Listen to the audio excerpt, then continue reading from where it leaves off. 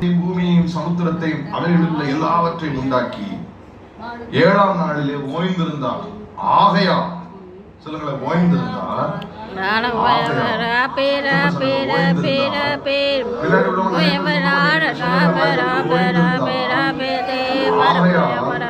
கர்த்தர் ஓய்வு நாளை ஆசீர்வதித்து அதை பரிசுத்தமாக்கினார்.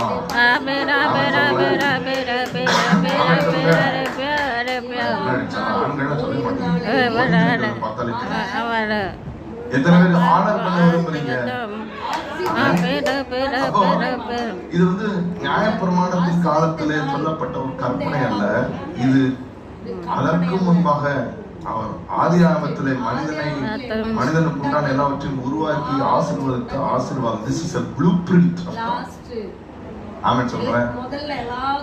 Sickness, salvation, everything came after the fall of man. மனிதன் விழுந்ததுக்கு அப்புறம் தான் அவனுக்கு சுகம் தேவைப்பட்டது, ரட்சிப்பு தேவைப்பட்டது, பாவ மன்னிப்பு தேவைப்பட்டது, எல்லாமே தேவைப்பட்டது.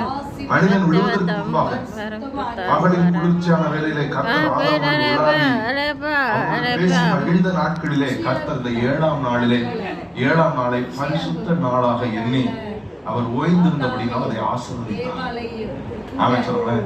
இப்ப நமக்கும் ஆண்டவர் என்ன ஒரு ஆசை இந்த காலை வேளையில உண்டு பண்ண விரும்புகிறாரோ, ஆனர் தட் டே. ஆமென் சொல்றேன். பக்கத்துல பார்த்துருக்கோம், ஆனர் தட் டே. அந்த வசனத்துக்கு போங்க. ஏசாயா 50